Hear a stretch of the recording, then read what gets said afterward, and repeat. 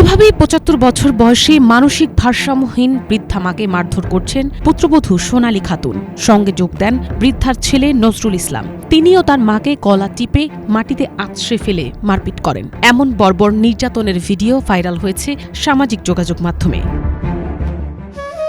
বৃদ্ধা এই মায়ের শেষ সময়টা হওয়া উচিত ছিল সন্তানের স্নেহ, মমতা আর যত্নে ভরা, কিন্তু সেই মমতার আশ্রয় পাওয়ার বদলে তুচ্ছ ঘটনায় এমন বর্বর নির্যাতনের শিকার হলেন মালেকা খাতুন। গত শনিবার বিকেলে পাবনার সাথিয়া উপজেলার থোপাদাহ ইউনিয়নের হাপানিয়া রামচন্দ্রপুর গ্রামে ঘটে এমনই এক রোমহর্ষক ন্যাক্কারজনক ঘটনা। স্বজনরা জানান, মালেকা খাতুন ২৫ বছর ধরে মানসিক রোগে ভুগছেন। তিনি কখন কাকে কি বলেন তা নিয়ে প্রায় অশান্তি ছিল পরিবারে। সম্প্রতি পুত্রবধূকে গালমন্দ করেছেন কে বা কারা, এমন অপবাদ পুত্রবধূ সোনালী খাতুনকে জানান। সেই ক্ষোভে তিনি শাশুড়িকে মাটিতে ফেলে গলা টিপে মারপিট করেন। একই সাথে ছেলে নজরুল ইসলামও তার মাকে গলা টিপে মাটিতে আছড়ে অমানসিক নির্যাতন করেন। পরে স্বজনরা তাদের প্রতিহত করে বৃদ্ধাকে সাথিয়া উপজেলা স্বাস্থ্য কমপ্লেক্সে ভর্তি করান।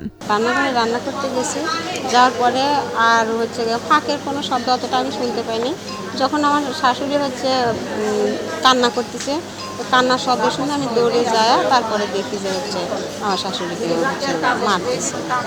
তখন আমি ঠেকায় দিছি, ওখান থেকে ঠেকায় দিয়ে তারপরে ওরা মারা বন্ধ করছে, আমি ওখান থেকে সরে আসছি। নানির মনে করেন যে মাথায় সমস্যা, বিভিন্ন রকমের কথা বলে, এই নিয়ে মনে করেন যে মামানির নামে কিছু কথা বলছিল, সেইতে লিয়ে মিয়া মামানি মনে করেন যে বুর গায়ে পর্দায় হাত তোলে, মামার সাথে ই করে আর ধস্তাধস্তি হয়। ঘরের মধ্যে একবার মারছে, পরে এখানে আইসে, বাইরে আইসে, পলাইছে, বাইরেতে আবার মারছে।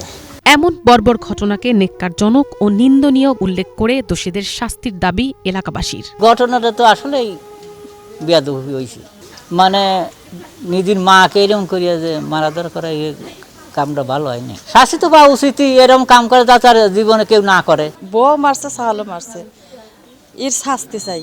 মারতে তো পারে না, কিন্তু মারছে, এর শাস্তি চাই। আগে ওই মহিলা কিলেতিছে, তারপর ও যায়া কিলেয়া তখন খসে যাচ্ছে, তখন ফিনতেছে, তুলে আবার পাঁচা দুই বগল তালে হাত দিয়ে দড়ি ফেলা দিতেছে।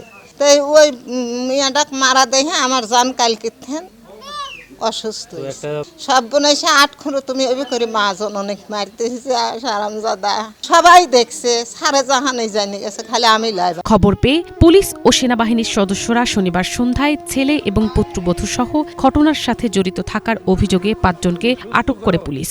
ঘটনায় মামলা দায়েরের পর রোববার তাদের আদালতে সোপর্দ করা হয়েছে। একটা আমি লিঙ্ক পাই, লিঙ্ক দেখে আমি দেখি যে বৃদ্ধা মাকে মারতে, পরে দেখি যে আমার সাথিয়া থানায় থেকে আমার ইন্সপেক্টর তদন্ত সহ অন্যান্য অফিসারদের পাঠিয়ে দিই এবং র্যাব আমাদের আর্মি ক্যাম্পকে অবগত করি বিষয়টা। আরও আটক করে থানায় নিয়ে আসে আর্মি এবং পুলিশ। পরে তো আসামি ৫ জনকে ধরে এই ঘটনার পরিপ্রেক্ষিতে এই সংক্রান্তে একটা নিয়মিত মামলা রুজু হয়।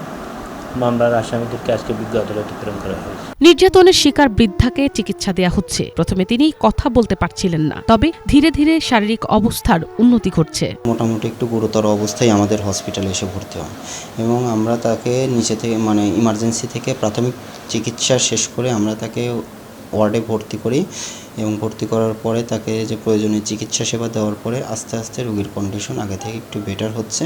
প্রথমে রুগী আমাদের সঙ্গে কোনো কথা বলতেছিল না, কোনো তার শারীরিক সমস্যা কিংবা অন্য কিছুই প্রকাশ করতেছিল না, কিন্তু এখন আস্তে আস্তে দেখা যাচ্ছে যে একটু একটু কথা বলতেছে এবং কন্ডিশন আস্তে আস্তে একটু ভালোর দিকে যাচ্ছে। এই ঘটনায় ভুক্তভোগীর মেয়ে আম্বিয়া খাতুন বাদী হয়ে ৬ জনের নামে মামলা দায়ের করেছেন। গ্রেপ্তারকৃত ৫ জনকে রোববার কারাগারে পাঠান আদালত। মিনালা দিবা, বাংলা ভিশন নিউজ ডেস্ক।